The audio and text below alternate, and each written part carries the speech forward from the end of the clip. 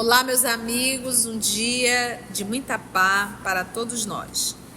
Hoje, exatamente 16 de agosto de 2024, estamos nós reunidos para estudarmos a obra O Céu e o Inferno.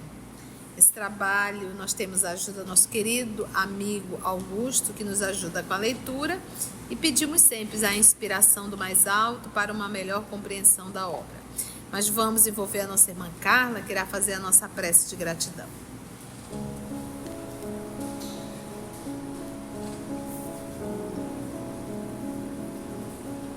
Jesus amigo, te agradecemos novamente essa oportunidade que tu nos dás, pela tua infinita misericórdia, de nos reunirmos para estudar, para conhecer melhor essa doutrina, que é um dos caminhos que nos levam até ti, um caminho de lucidez, de racionalidade, que nos ajuda a caminhar nesse mundo que parece tão escuro, tão tenebroso, mas com essas luzes, essas claridades da doutrina, podemos caminhar mais firmes, conhecendo a ajuda dos amigos espirituais, o teu incessante trabalho junto de nós e nos aguardando sempre.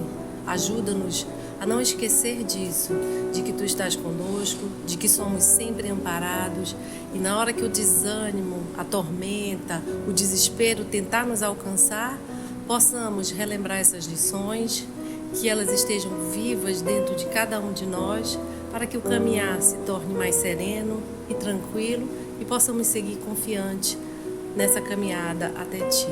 Fica conosco, nos ilumina e nos intui nesse estudo hoje e sempre. Que assim seja.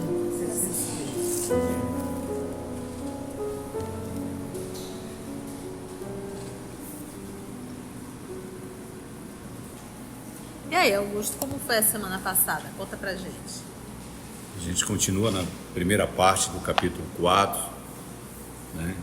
Continuamos na descrição do inferno cristão, no item 12, lendo parte das citações do livro O Inferno, de Augusto Caleb. Então vamos lá, dar continuidade no livro. Esse não passava certamente de um pequeno recanto do inferno. Outros viajantes espirituais foram mais favorecidos. Viram grandes cidades no inferno completamente tomadas pelo fogo. Babilônia e Nínive, a própria Roma, com seus palácios e templos incendiados e seus habitantes acorrentados. Viram também traficantes em suas bancas, sacerdotes reunidos com cortesãos em salas de festim, chumbados às suas cadeiras e levando aos lábios, em gritos desesperados, rubras taças chamejantes. Criados genuflexos em cloacas ferventes. Aí tem uma nota da editora, lugar imundo cheio de matérias fecais. Cloacas ferventes, braços distendidos e príncipes de cujas mãos escorria em lava devoradora o ouro derretido. Outros viram no inferno planícies sem fim, cultivadas por camponeses famintos que, nada colhendo desses campos fumegantes, dessas sementes estéreis, se entredevoravam, dispersando-se em seguida, tão numerosos como antes, magros, vorazes e em bando, indo procurar ao longe, em vão, terras mais felizes, sendo logo substituídos por outras colônias errantes de condenados. Há também os que viram no inferno montanhas repletas de precipícios, florestas que gemiam, poços secos, fontes alimentadas de lágrimas, rios de sangue, turbilhões de neve em desertos de gelo, barcas tripuladas por desesperados, singrando mares onde a terra nunca surgia.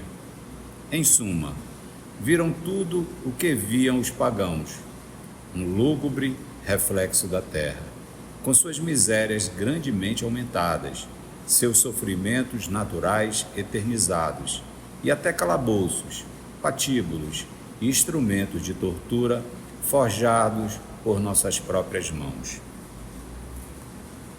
patíbulo, como se fosse um pequeno palco onde ali se colocava as pessoas para a forca.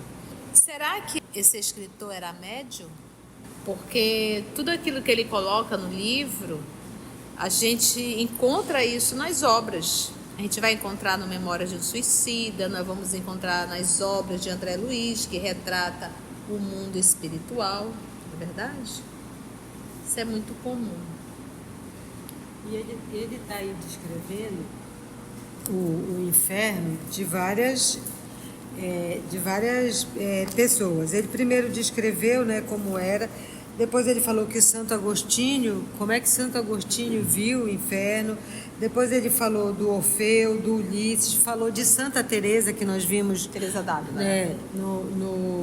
Que ela também tinha sonhos, né? No estudo passado, ele fala das visões de Santa Teresa do inferno, e aqui ele vai falando de outros, né? Como viram, e os vários tipos de locais que há no inferno. Uns como floresta, como inferno, o escritor. Montanhas, ele descrevendo, montanha repleta de precipícios.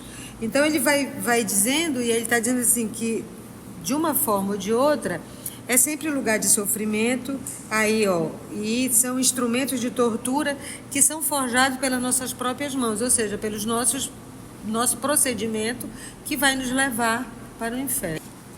Em O Inferno, Augusto Calais apresenta uma obra literária repleta de simbolismo e metáforas que explora as profundezas da alma humana. Com uma escrita poética e envolvente, o autor leva os leitores a uma jornada sombria em busca de redenção e significado. A narrativa, repleta de cenas vívidas e diálogos intensos, ressoa com os temas clássicos da literatura gótica e romântica do século XIX. Calais tece uma trama complexa e misteriosa que desafia o leitor a refletir sobre questões existenciais e morais. O livro cativa, chama a atenção pela sua atmosfera sombria e pelas reviravoltas inesperadas que mantêm o leitor intrigado do início ao fim. Então ele tem criação dele também aí, né? Porque ele pesquisa e faz a obra. Aqui ele está falando dos teólogos. Ele citou teólogos, tinham teólogos mais reservados, que não se atreviam a descrever. Ele fala que também que tem os teólogos mais tímidos, discretos e comedidos. E aí ele diz agora nesse último que há contudo teólogos mais ousados e esclarecidos que dão do inferno descrições mais detalhadas, variadas e completas. Ele é do século XIX, 1812, já tinha acabado ali a Inquisição. E ele se atreveu, ele não é religioso, né? E se atreveu a falar daquilo que a igreja vinha falando há tantos e tantos séculos, né? E aí ele catou o material que tinha, né? Eu achei muito interessante isso, né? Ver o que já tem para publicar, publica, mas ele também acaba utilizando da sua intuição, né? Uma obra literária, repleta de simbolismo e metáforas. Simbolismo e metáfora. Então logo ele cria as metáforas. Daí a nossa pergunta volta lá. Será que ele também não era médium? Porque quando nós nos arvoramos para escrever sobre algo, isso já evoca espíritos que estão de comum acordo com aquilo que eu vou escrever. Tia, você não está exagerando? Não. O livro dos espíritos já não responde. Até que ponto os espíritos influenciam nossa vida? E muitas vezes são eles que vos entendestes. Então, obviamente que ele está muito bem inspirado. E nós sabemos, por exemplo, o inferno que a igreja pintou para todos nós não é absolutamente nada em relação aos vales que nós construímos e conhecemos na obra Libertação. Eu também acho interessante notar que ele usa um apanhado histórico de várias religiões e culturas também, mostrando que isso não é uma criação do espiritismo também, quer dizer, uma coisa muito mais antiga, como Kardec falava, né? Só Kardec colocando, né? Exatamente. Ele já citou aqui o Dante Alighieri, né? Ele não citou? Já também citou. Já falou assim. Ele colocou textos dele, né? Bora lá. Agora a gente está bem familiarizado, né? Para a gente entender o autor, a ideia desse autor, o processo de inspiração que ele também viveu E vamos continuar aqui vendo. Agora, é realmente muito interessante. Por isso que me chamou a atenção que a ideia dele, né, a forma está com bastante lógica, né? Vamos lá, mais um pouquinho. Há realmente demônios que, para melhor atormentarem os homens em seus corpos, também tomam corpos. E ele colocou no Plural. singular ou plural? Uns têm asas de morcegos, chifres, couraças de escama, patas armadas de garras, dentes pontiagudos, a manejarem espadas, tenazes, pinças, grelhas, serras, foles, tudo ardente, não exercendo outro ofício por toda a eternidade em relação à carne humana, senão o de carniceiros e cozinheiros. Outros, transformados em leões ou víboras enormes, arrastam suas presas para cavernas isoladas. Alguns se transformam em corvos para arrancar os olhos de certos culpados, enquanto outros se convertem em dragões volantes, prontos a se lançarem sobre o dorso das vítimas, arrebatando-as assustadiças, ensanguentadas, aos gritos, através de espaços tenebrosos, para arremessá-las, por fim, em tanques de enxofre. Aqui, nuvens de gafanhotos, de escorpiões gigantescos, cuja vista produz náuseas e calafrios, e cujo contato provoca convulsões. Além, monstros policéfalos, escancarando goelas vorazes, a sacudirem sobre suas cabeças disformes as suas crinas de serpentes venenosas, triturando os condenados com sangrentas mandíbulas para vomitá-los, mastigados, porém vivos, porque são imortais. Quanta dor, né? É tenebroso, né? Mas é interessante a gente sempre pensar. Lembra da fala de Jesus? Haverá prantos e ranger de dentes. Então, não existe, gente, nenhum ser humano que venha fazer mal, que não tenha que corrigir o mal que fez e sofrer as consequências disso. Então, é por isso, uma vez a gente tendo essa consciência, a gente não deveria ter raiva ou ódio de quem está se comprometendo. A gente teria que ter dó, porque a dor será muito grande. Então, por isso, o cuidado que nós temos que ter quando estamos na responsabilidade em relação ao outro. Então, se eu tenho 5 pessoas sobre a minha responsabilidade, eu já vou responder por essas 5 pessoas. Porque dessas 5 pessoas, elas estão interligadas, são 5 famílias. Então, imagina quando a gente fala de 200, 300, 500, 1000, e quando a gente fala de uma nação.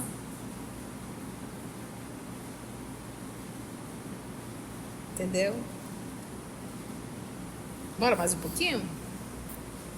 Estes demônios em forma humana, que lembram tão visivelmente os deuses do Amente, aí tem uma nota da editora, nome dado pelos egípcios ao lugar em que, depois da morte, as almas se reuniam para serem julgadas por Osíris, protetor dos mortos, e do Tártaro, bem como os ídolos adorados pelos fenícios e moabitas e outros gentios vizinhos da Judéia, não agem ao acaso, tendo cada um a sua função, o seu papel.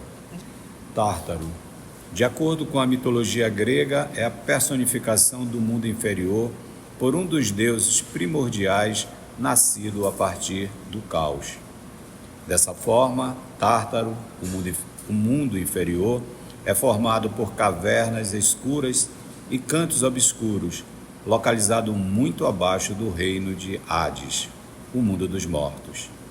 Segundo a mitologia grega, é para o Tártaro onde são enviados os inimigos do Olimpo, e lá são castigados por seus crimes. Só por isso que ele diz que é parecido, né? Tão visivelmente, né? Aí vamos conhecer um pouquinho os moabitas. Moabitas é um povo depravado. Moabe é o nome histórico de uma faixa de terra montanhosa no que é atualmente a Jordânia, ao longo da margem oriental do Mar Morto. Na Idade Antiga, pertencia ao reino dos Moabitas, um povo que estava frequentemente em conflito com seus vizinhos israelitas a oeste. Fenícios são os povos da civilização fenícia. Foi uma civilização da antiguidade, cujo epicentro se localizava no norte da antiga Canaã, ao longo das regiões litorâneas dos atuais Líbano, Síria e norte de Israel. A civilização fenícia foi uma cultura comercial marítima, empreendedora, que se espalhou por todo o mar Mediterrâneo durante o período que foi de 1500 a.C. a 300 a.C. Os fenícios realizavam comércio através da galé, navio movido a velas e remos, e são creditados como os inventores dos birremes, de 2 relatos do remo. O mal que fizeram no inferno guarda estreita relação com o mal que inspiraram e levaram os homens a praticar na terra. E aí tem uma nota, a nota 47 de Allan Kardec, que ele diz: singular punição, na verdade, esta de poder continuar em maior escala a prática de mal menor feito na terra. Seria mais racional que os próprios malfeitores sofressem as consequências desse mal, em vez de se darem ao prazer de fazê-los aos outros, né? Então, se a pessoa fez o mal aqui, ela vai para o mundo espiritual e continua fazendo o mal que ela fazia aqui. Não, na verdade deveria sofrer, não é isso? Vamos lá. Os condenados são punidos em todos os seus órgãos e sentidos, porque também ofenderam a Deus por todos os órgãos e sentidos. Os delinquentes da gula são castigados pelos demônios da glutonaria, os preguiçosos pelo da preguiça, os luxuriosos pelos da devassidão, e assim por diante, numa variedade tão grande como a dos pecados.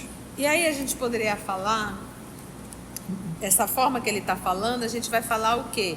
Dos parceiros, dos iguais, das afinidades. Então faz um sentido, entendeu? Porque nós sabemos que nós iremos para o local ao qual a gente entende, né? Eu vou estar em contato e junto com aqueles que são os meus parceiros, ou seja, com espíritos que comungam do mesmo ideal. Também, tia, me recordei agora, está no Libertação. A história do autor, que nem tinha espíritos perseguindo ele, só as criações mentais das obras que ele estava acostumado a fazer, de licenciosos, né? E aquelas criações mentais ficavam perseguindo ele não conseguia descansar. Era um tormento sem fim. Com aquilo que ele criou. Porque, na verdade, aonde está o inferno? Na própria consciência. Então, ele vivia o que ele mesmo criou. Na própria consciência, né? Por isso que a gente diz, quem cria o bem, vive no bem. Quem cria o mal, vive no mal. Mesmo queimando, sentirão frio. Mesmo congelados, sentirão calor. Sempre ávidos de movimento e de repouso. Sempre sedentos e famintos. 1000 vezes mais fatigados que escravo ao fim da jornada. Mais doentes que os moribundos. Mais alquebrados e cobertos de chagas que os mártires, e isso para todo sempre.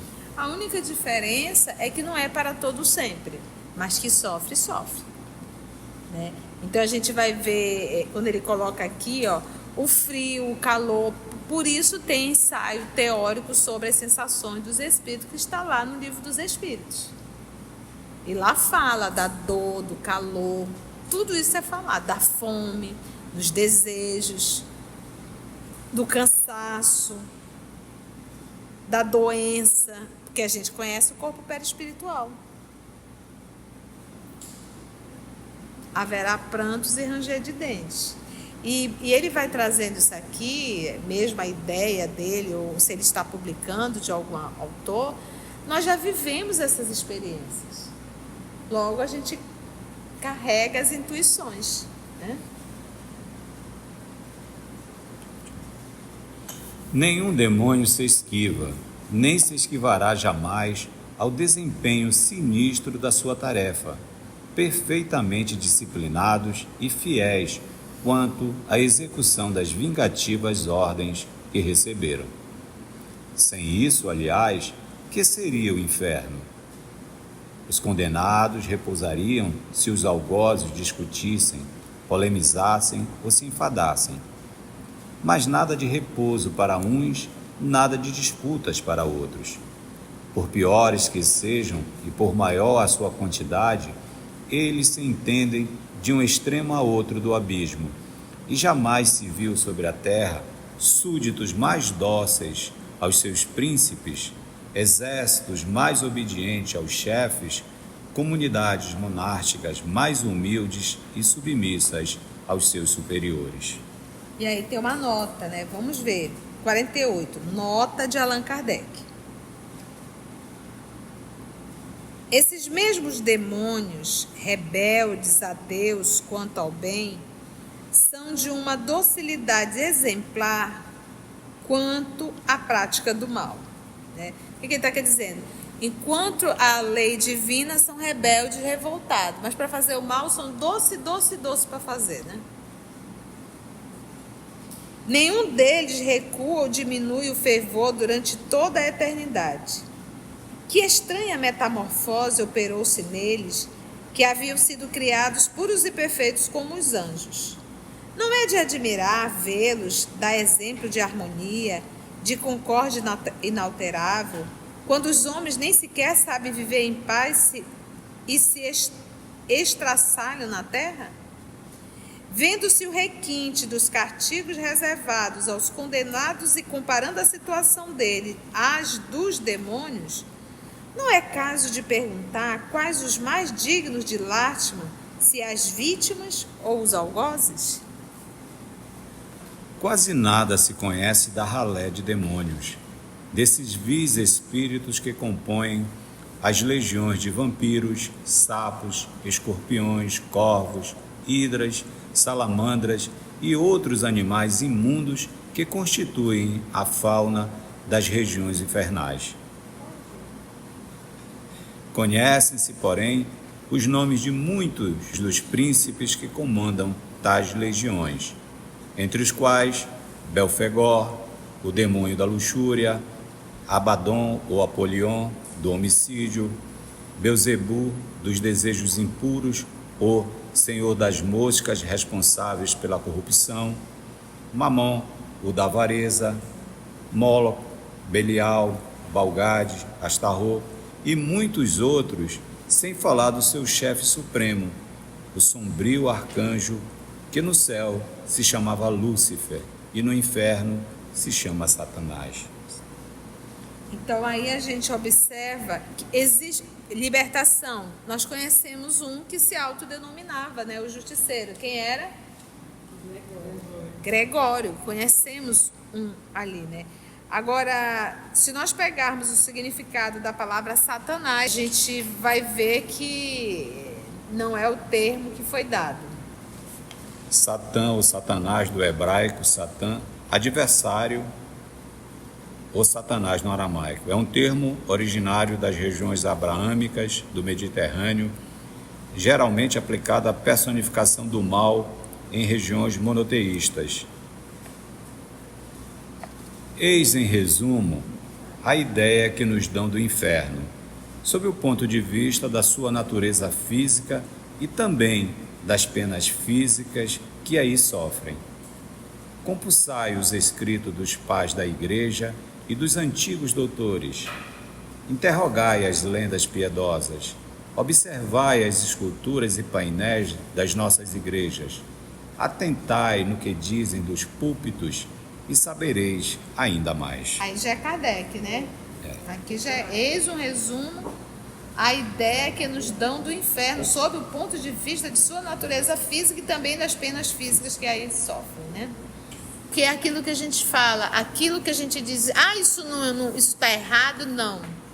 Não é que está errado. São interpretações que às vezes são equivocadas. Mas de cada coisinha a gente... Porque o que ele diz? Muitos dos missionários, eles têm erro porque passou, eles acabaram colocando um pouco da parte humana. Mas se a gente for pegar várias teorias, quase sempre elas estão certas. Não na sua totalidade, mas alguma coisa está certa. Foi bom, gente? Antes de orarmos em agradecimento, vamos ouvir algumas considerações da tia que destacamos neste estudo para a reflexão dos ensinamentos. Vamos aos destaques da tia? O inferno que a igreja pintou para todos nós não é absolutamente nada em relação aos vales que nós construímos e conhecemos na obra Libertação. Não existe, gente, nenhum ser humano que venha fazer mal que não tenha que corrigir o mal que fez e sofrer as consequências disso. Então é por isso, uma vez a gente tendo essa consciência, a gente não deveria ter raiva ou ódio de quem está se comprometendo. A gente teria que ter dó, porque a dor será muito grande. Então, por isso, o cuidado que nós temos que ter quando estamos na responsabilidade em relação ao outro. Então, se eu tenho 5 pessoas sobre a minha responsabilidade, eu já vou responder por essas 5 pessoas. Porque dessas 5 pessoas, elas estão interligadas, são 5 famílias. Então, imagina quando a gente fala de 200, 300, 500, 1000, e quando a gente fala de uma nação. Haverá prantos e ranger de dentes. Eu vou estar em contato e junto com aqueles que são os meus parceiros, ou seja, com espíritos que comungam do mesmo ideal. Na verdade, aonde está o inferno? Na própria consciência. Por isso que a gente diz, quem cria o bem vive no bem, quem cria o mal vive no mal. Assim, concluindo o nosso estudo de hoje e agradecendo ao nosso Mestre Jesus por mais este momento de aprendizado, vamos orar? E assim agradecemos a Deus nosso Pai, agradecemos a espiritualidade amiga e, se Deus nos permitir, até o nosso próximo encontro. Se você chegou até aqui o final, deixa seu comentário. É muito importante a gente poder ler o teu comentário. Não esqueça de curtir para que possa divulgar a página, dar o seu like, né? E, se possível, faça a sua inscrição no nosso canal e toca o sininho. Porque quando você toca o sininho, o YouTube avisa para você quando o EOS publicar um novo estudo. Então, receba um grande abraço da família EOS Manaus. EOS Manaus. Estudando para servir ao Cristo. Visite nosso site em www.eosmanaus.org. No YouTube, procure o canal EOS Manaus. Participe do nosso grupo no Facebook. No Instagram somos @EOS Manaus. Escute e estude na Rádio Manaus de Estudos Espíritas. Estamos, também, em diversas plataformas de áudio. Procure EOS Manaus, no seu aplicativo preferido. EOS Manaus. Estudando para servir ao Cristo.